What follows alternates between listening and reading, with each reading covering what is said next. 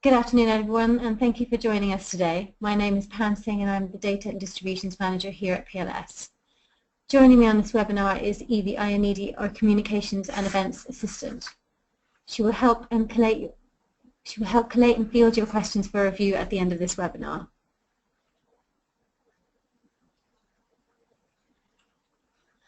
In today's session, I will be talking you through the licensing revenue section of PLSE, where you can find information relating to your payments and answering some of the key questions asked by publishers about payments from PLS, which are where the money comes from.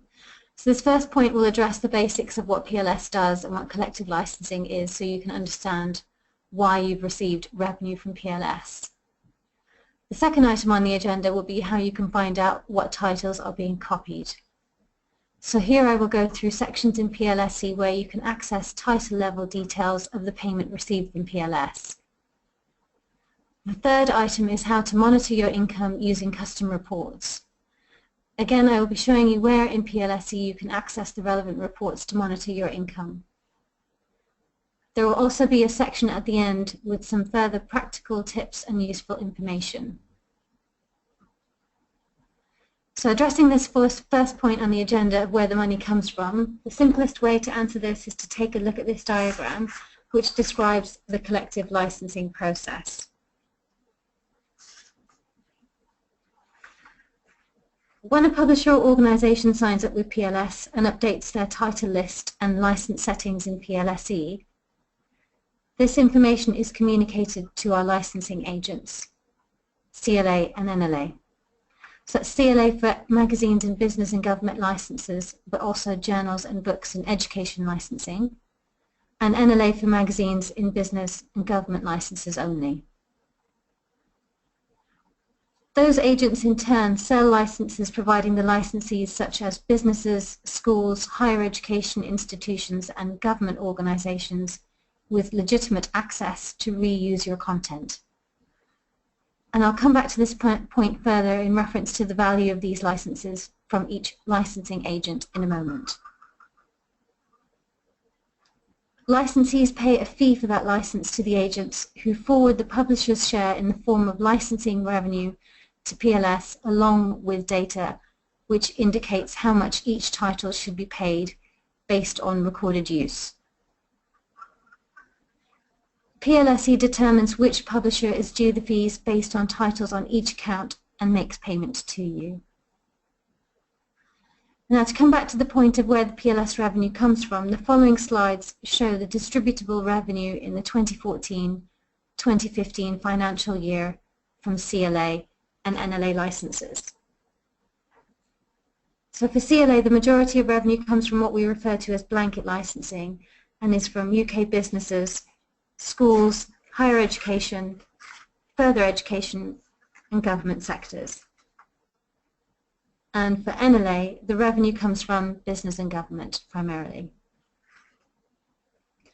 I'd now like to cover the basics of your PLSE account and why we encourage you to use it to monitor your revenue from PLS. PLSE is our online account management service. Every publisher signed up with PLS automatically has an online account which enables the main contact at your organization to manage your title list and licensing settings through to monitoring revenues. If you do not have access to PLSE or have forgotten your login details, please don't worry, as you don't need to be logged in for this webinar. I will cover this at the end of the session. I'll now come on to the next two agenda items of how you can find out what titles are being copied and how to monitor your income using custom reports. So all the payment-related information can be found in the licensing revenue section of your PLSE account. And the first section within licensing revenue we'll look at is the account statement. The account statement provides a rolling summary, essentially like a bank statement, of all the payments to your organization. Each payment will have its own invoice number signified by a PJI, or Purchase Journal Invoice Number. this PJI number will tally with the number on the invoice and remittance advice documents that your designated finance contact will receive whenever we make a payment to your organization. Clicking on the plus symbol by the PJI number will reveal all the distribution IDs related to that payment, as well as any additional transactions on your account. Each monthly distribution will have its own unique ID, shown here as PLS 1082. So in this example, there are 3 lines relating to this single payment, showing the gross revenue allocated in the in column, the 6% administration fee deducted by PLS, and the net amount, which will marry up with the amount on the invoice. Sometimes you may see more than one distribution ID if the amount in a single distribution is below the back's payment threshold of £25. If so, make a note of all the distribution IDs in order to see the title level allocations behind the single payment, as well as noting the comments for any additional transactions shown on the account statement. All of these combined amounts will make up the payment received for that month. However, in this example, we only have one distribution ID, so I'll move on to the revenue breakdown to get the full details.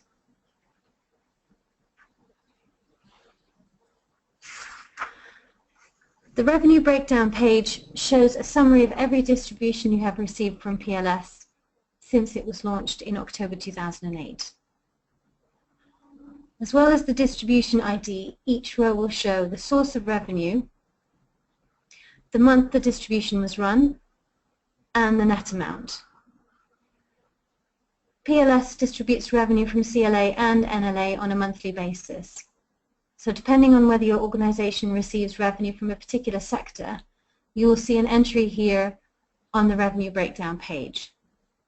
Please refer to the distribution timetable on our website for details of payments from all the different sectors from both licensing agents. Now, using the example from the account statement page, I'll just click on PLS 1082 for the title level breakdown. The information you will find most useful on this page is the ISBN or ISSN. And as in this example, if you've received revenues from the copying of your websites, then the URLs will appear in this column also. The name of the title, the imprint the title is linked to, the sector that has copied the title, and the gross admin and net amounts. And the net amount is what you receive after the PLS 6% administration fee is deducted, and which applies to all payments. As per other sections within licensing revenue, you can export the details into various formats and email to colleagues as necessary. And that's how you get the title level allocation details for each individual payment received from PLS. So now let's look at how you get a comprehensive overview of your PLS revenue using the revenue dashboard.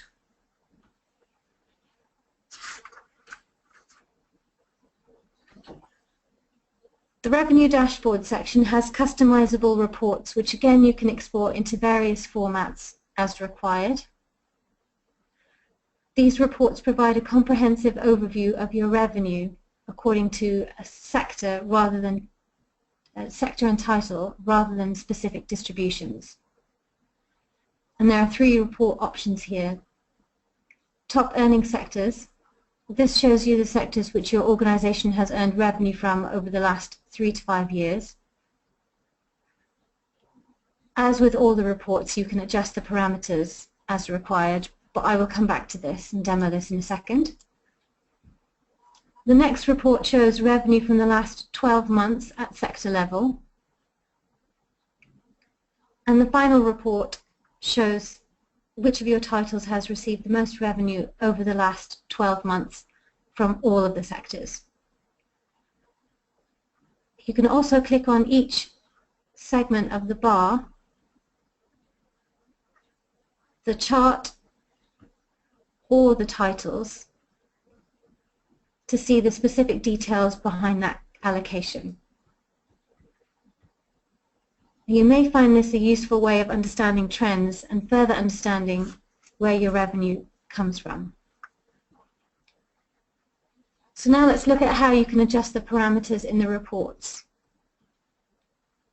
First, I'll click on one of the quick links to the right-hand side of the revenue dashboard. And the report that I've chosen shows the last 5 years' income for this publisher. But if you wanted to change the details of the report, you can adjust the date range, select specific distributions,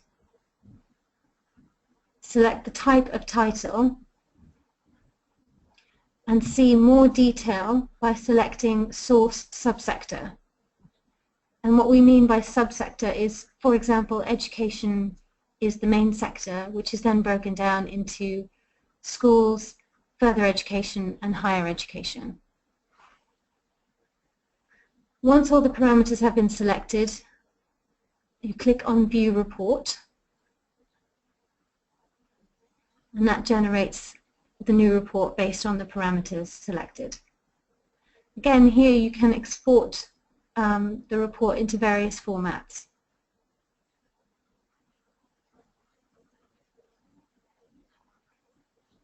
Okay, so that's one report. Let's say I wanted to find out how much my company has received over a specific time period rather than broken down by year. Again, I would go to one of the quick links on the right-hand side and adjust the toolbar settings. Another useful feature of these reports is the ability to report on a group of titles which can be tagged in PLSE. For the purposes of this webinar, I have pre-tagged some titles to show you how the report pulls out the information relating to those specific tag titles, which I will run now. And as you can see, I've called it World History Series in reference to this account.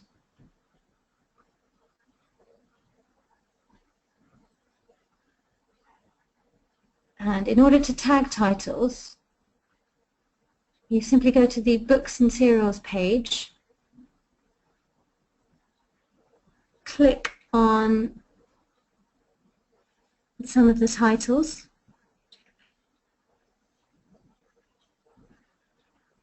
click Add Tags, and you can either search for an existing tag which you know you've set up, or you can create a new one by clicking Add and then Apply.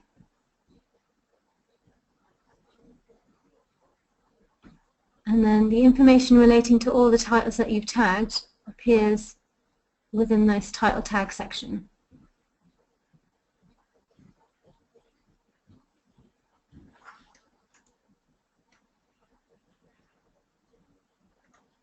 If you'd like to find out more about how and where to tag your titles in PLSE, as well as other practical pointers, you may be interested in our webinar, A Practical Guide to Your PLSE Account, which is already available to view on our website. So to conclude, I'd like to mention a few practical tips and useful information which we are often asked about.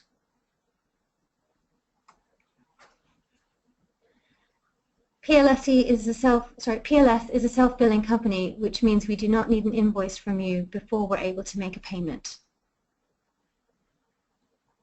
If you've received revenues for titles that you no longer own, please email us advising us of the allocation. If possible, in the email, attach the revenue breakdown report highlighting the relevant titles, and we can manage the process with you. The invoice and remittance advice documents that you receive via email when a payment is made are not held in PLSE. If you would like us to resend a copy, please contact us. To recognize a payment from PLS, it will appear in your bank account statement as, for example, Publisher's License I followed by the PPY number. And the PPY number can be found on the remittance advice document that your designated finance contact will have received.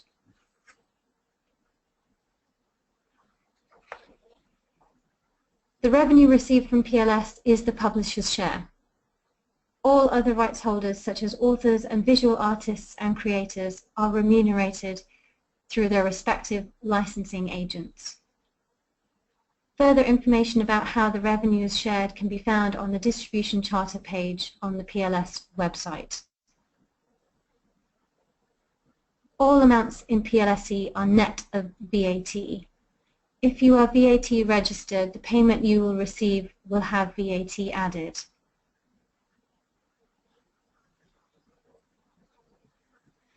Most of the money we pay out is at title level. However, occasionally we make lump sum payments which are allocated pro rata based on your title level allocations. This is usually revenue received from overseas with no title level data attached. And periodically, PLS, as a not-for-profit organization, also redistributes unspent administration fees. This revenue will appear in your revenue breakdown as NTS distribution. Any of you that have opted to license through NLA will also see regular NTS payments appear in your revenue breakdown section from NLA's website republishing license. Our help desk is available Monday to Friday between 9 to 5 to help with any questions you may have about payments or anything else relating to your account with PLS.